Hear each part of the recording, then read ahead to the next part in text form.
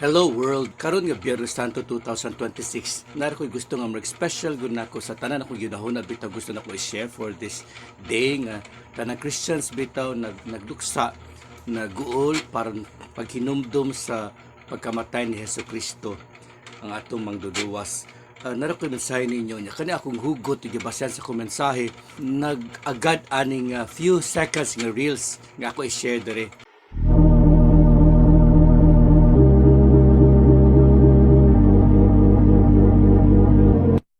Path nga nagtuo sa Ginoo.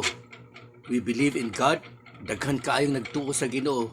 Pero naray pipila mayhapra nga nag-obey sa Ginoo o nagsunod siya makasuguan. So naaya kani dakong diferensya. Niadtong dili pa ko member sa among church, the Church of Jesus Christ of Latter-day Saints. Na ako'y friend nga member sa maong church nga gi-invite ko na sila classes until na namin mga Sunday schools, sa mga young, sa mga adults na aming mga estudyante na mga klase about sa scriptures, apil ang Bible. Kanya ang professor to siya sa UP, nagkataon na good nga believe kay ko niya.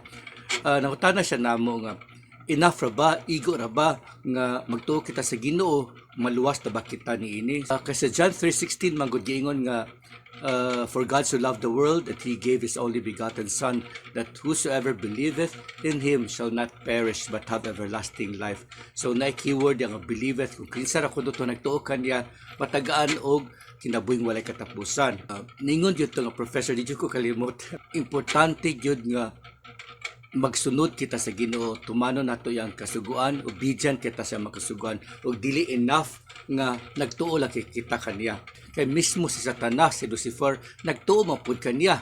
Nagtuo kay Heavenly Father, nagtuo si Satanas ni Jesucristo, pero ang nakadiferensya lang sa kang faithful sa Ginoo, nagtuman siya ang kasuguan. Whereas katong dili faithful sa Ginoo, or katong nagtuo lang sama ni Satanas, ni Lucifer, demonyo, nagtuo sila pero wala sila gasunod sa Ginoo. Mao na siya dakong kalainan.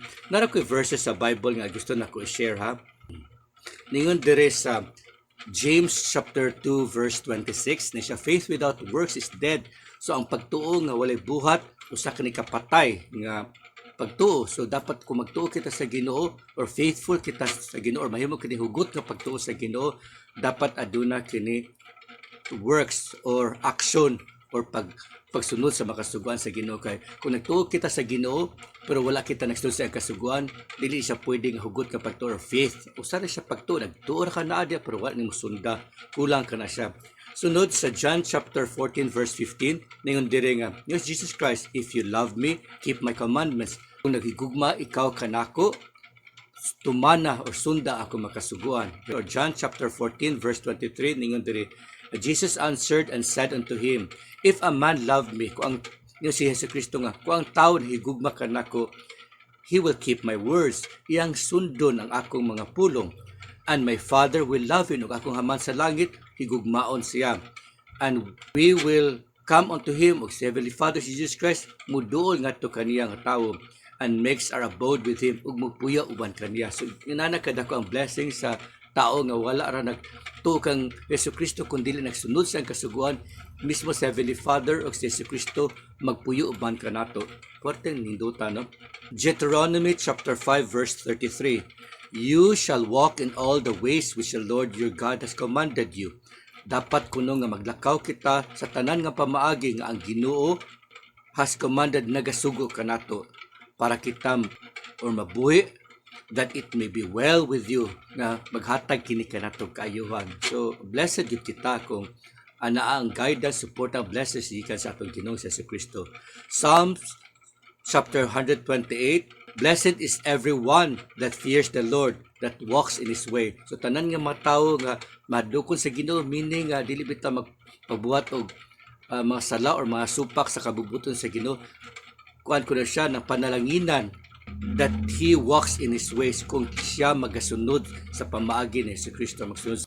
Another one is Psalm 145, the Lord preserves all them that love Him, but all the wicked will He destroy. So mao po ni i-bless panalanginan sa Ginoo katong mga tawo nga nagsunod sa makasuguan, nagigugma kaniya, nahugot ka pagtuo kaniya. Pero katong mga tawo nga wicked, walay kahadlok sa Ginoo, wala nagtuman sa kabubuton sa Ginoo, or ilang nisupak pa kabubuton sa Ginoo. Ningon diri, the Lord preserves all them that love Him. I-preserve, protektahan sa Ginoo ang mga tawo nga naghigugma kaniya. Pero katong mga wicked will be destroyed. Iyang i-destroy ang mga wicked. Paita. James chapter 1 verse 22. But be you doers of the word and not hearers only, deceiving your own selves. Kinalang kita kuno magbuhat sa pulong sa Ginoo, dili lang maminaw. So dili pwede nga sige tagkaton memorize sa mga scriptures sa mga Bible.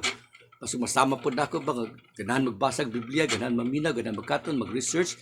Tapos hapit na ni uban siguro gi-memorize ang Biblia, pero wala kay makitang maayong binuhat, wala kay nakita nga maayong nga iyang pagsunod sa mapulong sa Ginoo. Tama na siya sa pagpaminaw, tama na siguro siya sa pagwali, pagsangyaw, pero wala tayo makita nga example. Mas makita pa magana ito makasayo pa.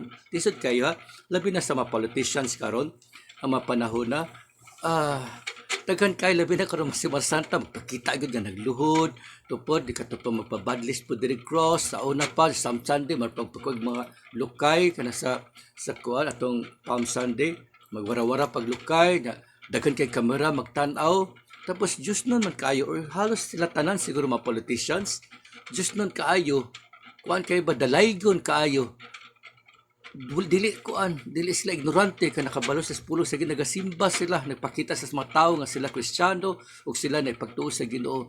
Pero kadaghanan man pud nila, di man pud ang tanan, pud diya pud ta makikita sa mga politicians nga mao ra po'y mangawat, may malitang kwarta, bisag galisod ang ubang katawhan, bisag sugo sa Ginoo nga whoever of you has done it to the least of this, my brother, kung kisa ka nung nagtabang sa mga naglisod yun kayo, walay sinina, walay pagkaon, gigutom, gihuwa, walay kahayag, walay sugat sa balay, o walay siya balay mismo, kana siya, dapat natutabangan, pero sila pa mismo nagpakabusog sa ilang kaugalingong mga bulsa, pinaagi sa pagpanguwa sa kwartas makatawhan.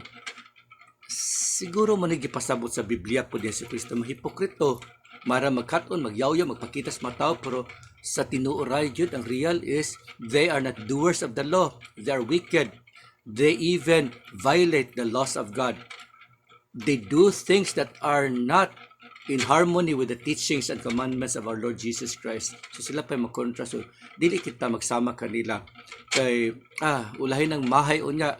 Kabalo ko nga naatay Ginoo, kabalo ko nga sa tanang kalibutan, universe, naago ni siya creator, naago ni siya gamhanan, nga labing makagagahom, nga nilalang, nga nagbuhat nato tanan. So tinuod ko ning nakasulat sa Biblia, tinuod sa Jesucristo, ug tinuod nga ang mga tao nga faithful kaniya, nagsunod sa mga sugo, mabulahan jud unya. Pero katong mga wicked, nagpakalipay dahil sa kalibutan, pinaagi sa pagpangawat, pangswindle, pagpangilad, sa paman, pag-take advantage sa bang tao, tanan-tanan, kabalo na ta.